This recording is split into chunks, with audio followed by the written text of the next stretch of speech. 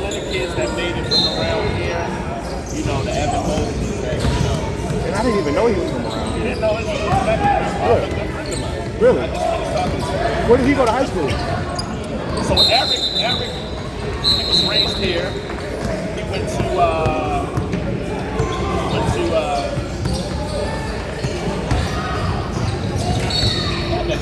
he went to some state university, but he played D1. Okay. He used to have a program around here called Triple Threat. That was the original program, that was the original big time program in this area. They only took the most elite kids on Triple Threat. Really? So that was Eric Mobley's thing. Okay. But you know, that team that they had at Rancho Christian, that was created from Triple Threat. Eric told me exactly what they were going to do with those kids. So they molded those kids, grew them together, sent them to Rancho Christian, and then the rest is history. Okay. So it's not really about what you know, it's about who you know. And I put it this way. This is how the game starts working when you have elite kids. So you start seeing these elite kids always end up with certain people, right? In certain companies. Yeah. So this is what happens. These guys, again, it's about who you know, not what you know. So let's say, for instance, me. I would say, look, I go to JB's parents and say, I have the direct blueprint to get him where you want him to go. This is what I want. This is what people will say. This is how the game works. They'll say, I don't want anything from you guys. Only thing I want is an opportunity for me to negotiate a deal with his potential agent. So let's say if JB is under me, I get him everywhere he needs to go. And then the deal would be JB and his parents would say, I don't care what agent you take. I just want to have leverage and power to be able to go to the agent and say, I'm making a deal with JB with you. I want your agent to say, look, you're going to manage, you're going to be his agent for the duration of the time. What I want is I want to find his fee for giving you him. So let's say if he signed with the agent and the agent gets 10% of his life earnings, thus I'll tell the agent, well, I think this guy will do this in so many years.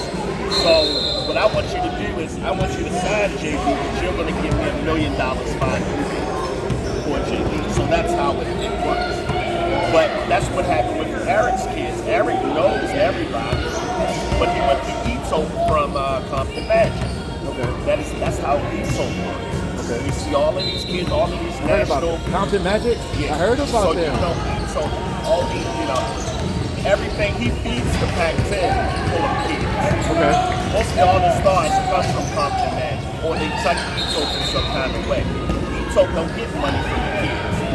He goes and he takes those kids, sends them to an agent of their choice, and the agent, like a big Mexico, is the binder's fee for binding me this kid. So he doesn't take anything from the kids at all. It's money that's funded between, all the entities. So that's the way it works.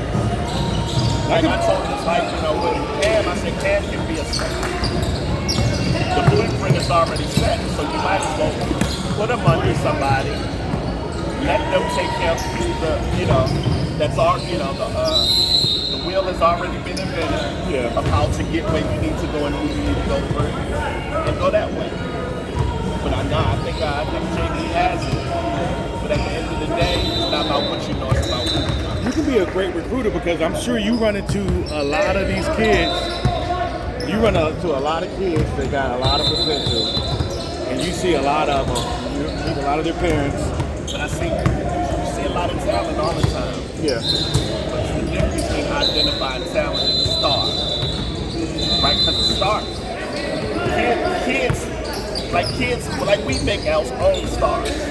So Cam doesn't just know how to play basketball. He has a personality to attract little kids. Little kids come up to him and just want to talk to him. Like, what is that? It ain't basketball that draws them to that. A basketball is a small portion of that, but what does he have that make a kid say, hey man, Because every court you're gonna find somebody know how to play basketball. Yeah. But what is that draw? Yeah. And he has that draw. Yeah, he does. Where people just want to be around him. Yeah. Like just because. Like I want to shake your hand just because. But I know you're gonna, you Right. look like you're gonna be somebody. Because I see something Yeah. in you. Yeah. Like a kid will play over there, they'll come over, they'll see Cam on this court and come and go shake his hand. Right? That's a different type of charisma. That surpasses his regular talent. Yeah. You see what I'm saying? It's almost like respect. Correct.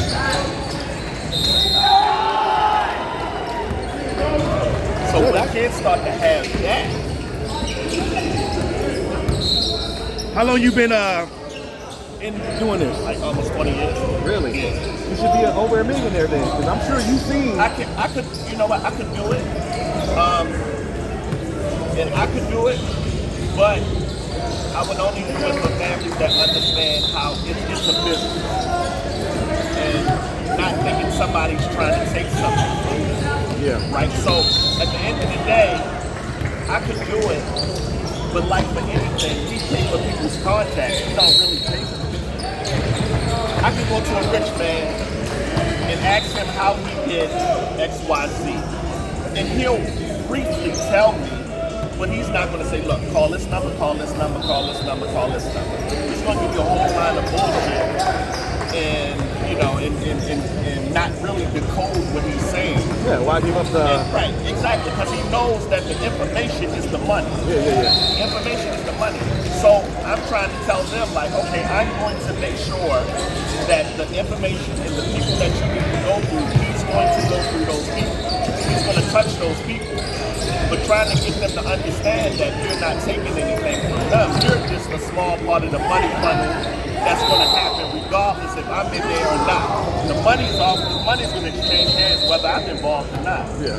You just know that nobody's going to ever take anything from him. Yeah. It's always going to be, I'm going to take something from the people that's taking from you. All I'm doing is bringing exposure to you. That's it. But he has that opportunity. He can be a star as well. Well, you know, the funny thing that, like when he joined high school football, this NCIS company already hit me up. Keep calling you. You know what I'm talking about. You know what I'm talking about because they like to take the highlights. Yeah, highlights and stuff like that. Yeah. And they want to tell you. It's funny you don't see them around these tournaments, though. No, without question. Because NCIS, it's a business, right? So this is how their business works. So their business is that what they'll do is say, well, I work with Coach such and such for this program. If they can't provide you, then you can shit. You ever heard anybody using them? I heard a lot of people using them. I haven't heard anything come back from it. Well, that's why I told the guy, I said, my son's a freshman. I said, next year, this football might be boring to him and he might not want to do it. You think I'm going to pay you a car note? Right. The post video. The post video. Right. He does that himself. Right. Because there's a player on their team that doesn't play that records the game. Right. So he gives him his own highlights. Exactly. And see, the thing is that program was set up when social media wasn't what it was now. Yeah. Right. That was when, you know, people were. Now these kids have platforms where they're able to market themselves and get just as much traction. So now I'm looking at you guys telling me y'all who y'all are. Let me see how many clicks that y'all get, you know, on your platform. Yeah. If you're not getting clicks and followers on your platform, then your platform can lie there dormant, Yeah. right? Well, I would rather go to somebody that gets 100,000 clicks, go pay them $25, $30, and tell them to post one of my videos. And an influencer, I'll hit an influencer up and say, look, I like what you're doing over there. You got 1 million followers. You know, can I send $100 if you post up my son's video? Yeah. They want a card note from you. You just reached 1 million people, and you paid $100. $100. A third of it. Yeah, exactly. And so it don't make sense. It don't equal out. But I understand the business, and I'm like, dang, they hit you early too. Without question. Cam, I told Cam that Cam don't play basketball. Cam's playing business right now. Because whether he knows it or not, he's being watched all the time. Oh yeah, definitely. Especially because you're not just in local tournaments. Right. He's been in national tournaments. Without question. everybody always comes to me and say, "Where's that kid at?" And I say, "Oh," they say, "Oh, the kid with the glass." And coaches come to see him. He doesn't know that. That's a jump. Oh, that's a jump ball. Hey, that's a Jump ball. what? That's a bad rough. Yeah, That's a jump ball. I would have got a technical if I was coach. That was a jump ball. Dunk that. Hey, that wasn't a jump ball?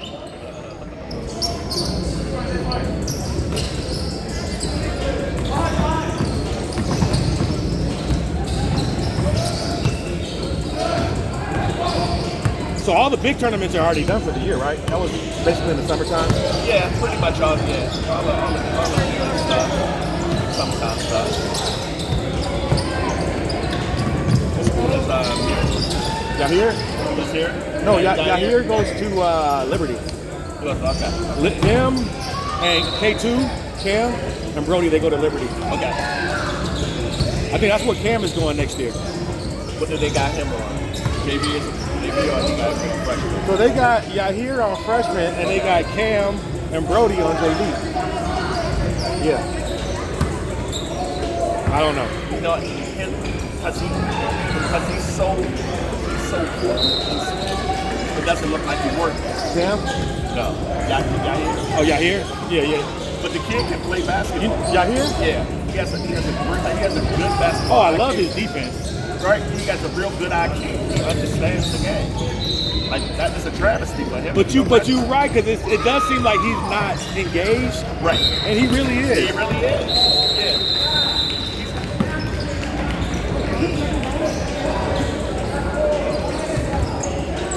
This game is going fast. I don't even remember at halftime. Oh, yeah, it's been going 47 minutes. That's why I looked at my watch. I was like, yeah, 47. But yeah, he really is, and if he's wide open, he's knocking down that three-pointer. Yeah, without question.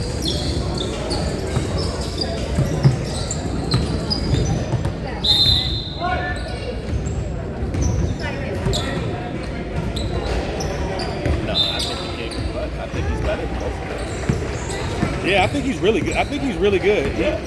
Because K2's good. He got good handles, but he plays too lackadaisical at times. Right. And I tell AJ, like, because I know he's mixed, I'm like, sometimes he plays black, sometimes he plays white, you know?